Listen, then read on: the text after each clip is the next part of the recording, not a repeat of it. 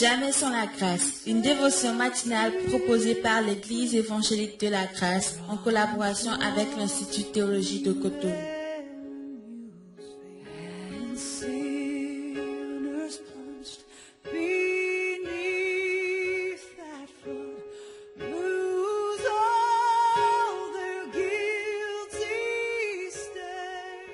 Bonjour, chers amis, chers internautes, nouvelle journée, nouvelle dévotion, bienvenue dans la provision du jour. Père, béni sois-tu, toi qui donnes la semence au semeur, et viens encore ce matin et merci de remplir notre poche, nos sacs de semences, parce qu'aujourd'hui tu nous appelles à semer ta vie, semer de ton esprit, semer à tout ce qui est de toi. Merci Seigneur parce que tu es le semeur par excellence. Amen.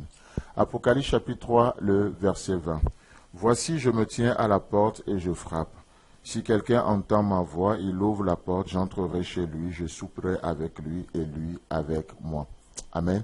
Chers amis, chers internautes, ce verset, ce passage est tellement riche en le méditant. Au plus nous le méditons, plus nous découvrons le cœur extraordinaire de notre Seigneur Jésus-Christ. Alors que ici, Jésus s'adresse à une église, l'église de Laodicée, parce que c'est un verset que nous utilisons souvent pour parler aux païens. Mais le premier contexte, c'est que Dieu parle à une église qui a décentralisé les choses. Christ n'est plus le centre, mais l'église a mis d'autres choses. Et c'est au centre, et c'est l'église de Laodicée. Et ici, du coup, nous voyons Jésus-Christ à la porte de l'église. Et ça peut être une situation très alarmante. Mais vous savez quoi? Ce verset est plein de grâce, ce verset est plein du cœur de Dieu. Pourquoi? Parce que nous voyons Jésus-Christ à la porte. Et vous savez, n'est pas à la porte celui qui le veut, n'est pas à la porte celui qui n'a pas pu payer son loyer, n'est pas à la porte celui qui n'a pas de domicile fixe. Mais laissez-moi vous dire que ceux qu'on trouvait ou ceux qu'on retrouvait à l'époque dans les villes antiques, ceux qu'on retrouvait à la porte,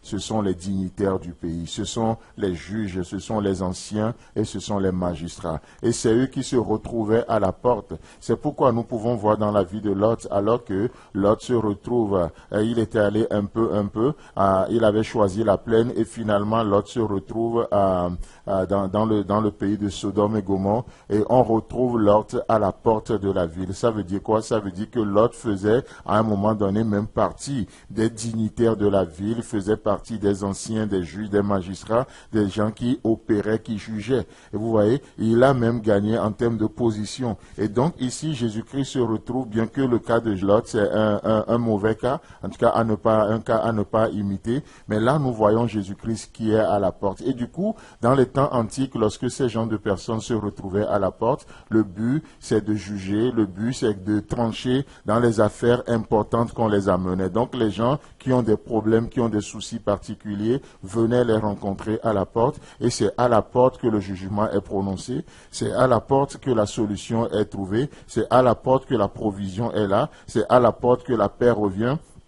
C'est à la porte que les magistrats apportaient le jugement. Donc, lorsque Jésus-Christ se présente ici à l'église de Laodicée comme étant à la porte, je me tiens à la porte. Qu'est-ce que Jésus-Christ est en train de dire? Jésus-Christ est en train de dire, je suis le seul véritable juge. Je suis celui qui juge les cœurs, les pensées, les émotions. Je suis là pour séparer les choses. Et Christ fait une œuvre de séparation. N'oublions pas, déjà dans le livre de la Genèse, dès les premières heures de la création, à chaque fois que Dieu finit de créer, que ce soit le premier jour jusqu'au sixième jour, lorsque Dieu crée quelque chose et découvre que la chose est bonne, qu'est-ce qu'il fait? Il le sépare. Il a vu que la lumière était bonne, il a séparé des ténèbres. Ainsi, il y eut un soir et il y aura un matin. Il crée telle chose, il voit que c'est très bon, Dieu va le séparer. Dieu est un Dieu de séparation, c'est un Dieu qui prononce un jugement, qui tranche les choses. Donc Jésus-Christ en disant à l'église de Laodicée, je me tiens à la porte, Jésus-Christ est en train de dire, je suis celui qui juge, je suis celui qui vient, je suis le vrai juge. Chers amis, chers internautes, et ce matin, Jésus-Christ vient, il connaît nos cas, il connaît nos pensées, il est celui qui juge, pas juger dans le but de finir avec nous, mais d'apporter la solution. De quoi avez-vous besoin aujourd'hui? La paix du cœur, n'est-ce pas ce qu'il nous dit? Venez à moi, vous tous qui êtes fatigués et chargés, je vous donnerai du repos.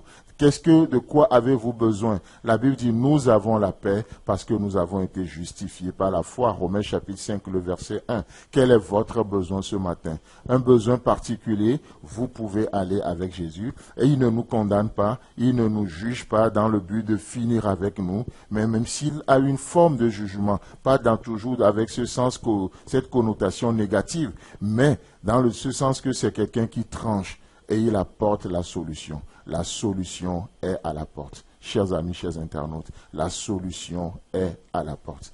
Que le Seigneur vous bénisse et si Christ tarde à venir, on se retrouve demain. Le temps que nous avons. Si vous avez aimé cette dévotion, parlez-en à vos amis. Parlez-leur du message de la grâce et de ce qu'il fait en vous. Pour un sujet de prière, une question ou plus d'informations, contactez-nous. Téléphone 64 88 35 87 ou 96 42 69 05 ou par WhatsApp au 94 75 80 20.